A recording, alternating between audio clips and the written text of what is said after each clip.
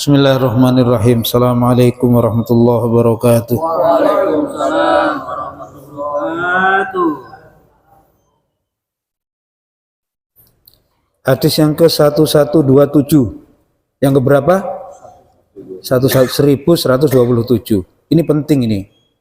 Bukan berarti yang lain nggak penting. Ini berhubungan langsung dengan kehidupan kita sehari-hari. Haddatsana Muhammad bin Ubaid wa Sulaiman bin Dawud. Qala haddatsana Muhammad bin Abi Zaid an Ayyub an Nafi' an Ibnu Umar ra'a rajulan yusalli rak'ataini yaumal jumu'ah fi maqami.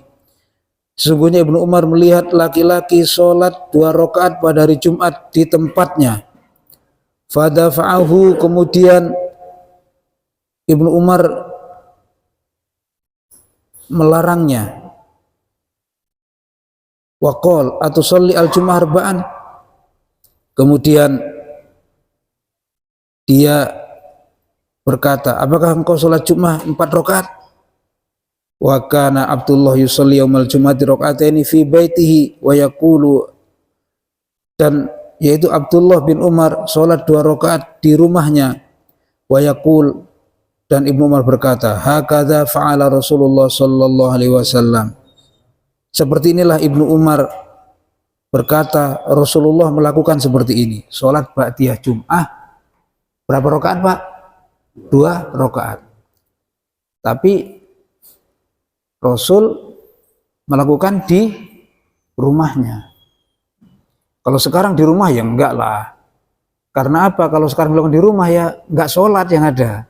Habis nyampe rumah ya sudah minum teh tuh, berangkat kerja lagi dan macam-macam. Maka sebenarnya sebaiknya sholat sunnah itu di rumahnya. Tapi kalau kita di rumahnya nggak sholat, Pak. Betul, Pak Isa? Iya, betul. Ya sering-sering ya, ngaku aja. Kalau sholatnya ba'diyah qobliyahnya di rumah pasti nggak sholat dah tuh. Kebablasan. Ya qobliyahnya sebaiknya Rasulnya di rumah dulu. Bahkan tahajud, witirnya di rumah, baru itu ke masjid. Bukan di masjid sholat tahajudnya. Karena kata Rasul, jadikanlah rumahmu, jangan kau jadikan rumahmu itu kuburan. Ya dibagilah. Masjid itu ada bekas sujud, di rumah juga ada bekas sujud. Satu hadis lagi. Hadis yang ke-1128. Hadatsana Musaddad bin Ismail an Ayyub an Nafi'. Karena Ibnu Umar yutilu as-shalah qabla al-jum'ah. Yaitu Ibnu Umar memanjangkan salatnya qabla al-jum'ah, sebelum salat Jumat. Wa yusalli ba'daha raka'ataini, dan setelah itu Ibnu Umar salat setelah sholat Jumat 2 rakaat fi baiti, di rumahnya. Wa yuhadditsu anna Rasulullah wa sallam kana yaf'alu dzalik, dan Ibnu Umar menyampaikan hadis yaitu yang dilakukan Rasulullah. Bahkan qabla Jumat juga dilakukan oleh Ibnu Umar. Nah, sekarang mohon maaf, Pak. Ini sudah ada ini, bagus. Nanti buat bukan mengkanter, tidak mengimbangi. Ada satu masjid yang tidak ada sholat qabliyah Jumatnya. Pernah lihat enggak? Pernah dengar enggak? Karena pengikut organisasinya, Pak. Dari kecil udah dicekoki bahwa qobliyah Jumat itu nggak ada hadisnya. Maka nggak usah qobliyah Jumat. Yang salah DKM-nya itu. Nanti bagaimana kalau setelah membaca hadis ini ternyata ada? Ya karena apa? Dari kecil organisasinya begitu. Maka saya sampaikan jangan apa namanya, fanatik terhadap organisasi. Fanatiklah kepada Quran dan hadis. Kalau organisasi ngomong A, ikut A, berarti yang lain salah, itu berbahaya. Ternyata hadisnya ada. Kan berbahaya sekali itu.